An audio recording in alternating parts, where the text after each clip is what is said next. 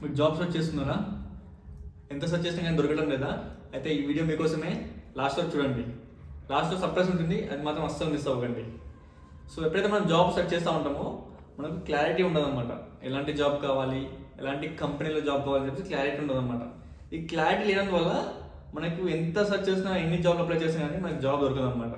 So ఇప్పుడు ఏదైతే ఈ పిక్చర్ చూసుకుంటే ఈ పిక్చర్లో చాలా ఎంటీ ఉంటుంది అన్నమాట. ఎంటీ ఉంది కదా, ఈ ఎంటీనెస్ మన మైండ్లో కూడా సేమ్ అనమాట. అంటే ఎలాంటి జాబ్ కావాలి, ఎలాంటి కంపెనీలో కావాలని చెప్పేసి మనకి క్లారిటీ లేదనమాట. సో మనం ఇక్కడ ఏం చేయాలి అంటే మన పిక్చర్ అనేది చాలా క్లారిటీ చేసుకోవాలన్నమాట. అంటే నాకు ఎలాంటి జాబ్ కావాలి, ఎలాంటి కంపెనీలు కావాలి, నాకు ఎలాంటి రోల్ కావాలని చెప్పేసి ఎంత డీప్గా క్లారిటీ వస్తే అంత డీప్ ఉంటుందన్నమాట. ఇప్పుడు ఈ పిక్చర్లో చూసుకుంటే పక్షులు కానీ, సన్ కానీ, ట్రీస్ కానీ చూస్తే క్లారిటీ ఉందన్నమాట. డీప్ క్లారిటీ ఉంది పిక్చర్. సో మన లైఫ్లో కూడా ఎంత డీప్ క్లారిటీ మనం తెచ్చుకుంటే అంత డీప్గా మనకు హెల్ప్ అవుతుంది అన్నమాట. సో ఈ క్లారిటీ ఎలా రావాలి అనే క్వశ్చన్ వస్తుందన్నమాట. ఈ క్లారిటీ రావడానికి మనం విజువలైజ్ చేసుకోవాలి. మనం మెడిటేషన్ చేస్తూ విజువలైజ్ చేసుకోవాలి. నాకు సో కంపెనీలో జాబ్ రావాలి, సో కంపెనీలో నాకు ఇలాంటి రోల్ కావాలని చెప్పేసి విజువలైజ్ చేసుకోవాలి.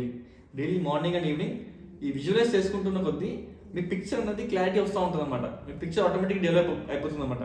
ఒక ఫోటో ఫ్రేమ్ తీసుకుంటే, ఈ ఫోటో ఫ్రేమ్ తీసుకున్నట్టే మీ పిక్చర్ అనేది ఎంత డీప్ క్లారిటీ వస్తే ఆ జాబ్ అనేది ఆటోమేటిక్గా మీ దగ్గర వస్తుంది అనమాట. మీరు చెప్తే నమ్మరు, నా లైఫ్లో కూడా ఇలానే జరిగిందనమాట. నేను జాబ్లెస్ సిచ్యువేషన్ ఉన్నప్పుడు ఎలాంటి జాబ్ రావాలని చెప్పి నాకు క్లారిటీ లేకుండా అనమాట. సో నేను ఏం చేసామని అనమాట అంటే గవర్నమెంట్ జాబ్ రావాలి, ఇలాంటి కంపెనీలో జాబ్ కావాలని చెప్పేసి నేను daily morning and evening visualize చేసుకుంటూ మెడిటేషన్ చేసామని అనమాట. అండ్ టు మై సర్ప్రైజ్ అక్కడ ఆ టైంలో ఎలాంటి స్కోప్ లేదన్నమాట. గవర్నమెంట్ జాబ్ రావడానికి ఎలాంటి స్కోప్ లేని సిచ్యువేషన్ అనమాట. అప్పుడు సడన్లీ చేస్తున్న కొద్ది 1 monthలో గవర్నమెంట్ నోటిఫికేషన్ పడింది. హ్యూజ్ క్వాంటిటీ ఆఫ్ రిక్రూట్మెంట్ అడిగారు అనమాట. ఆ హ్యూజ్ క్వాంటిటీ ఆఫ్ రిక్రూట్మెంట్లో నాకు జాబ్ వచ్చిందన్నమాట, గవర్నమెంట్ జాబ్. సో మీకు నమ్మడానికి ఇది నా ఐడి కార్డ్ అనమాట. ఆ గవర్నమెంట్ కంపెనీలో వచ్చింది. సమో ఇప్పుడు ఆ కంపెనీలో లేను నేను ఇప్పుడు. బట్ ఈ విజువలైజ్ చేస్తూ రెగ్యులర్గా ఫాలో అవుతే నాకు ఇలా సక్సెస్ వచ్చిందన్నమాట. మీకు ఇలా హెల్ప్ అవ్వాలి, గవర్నమెంట్ జాబ్ రావాలి లేదా ప్రైవేట్ జాబ్ ఏదైతే సెర్చ్ చేస్తున్నారో రావాలి అనుకుంటే మాత్రం విజువలైజ్ చేసుకోండి.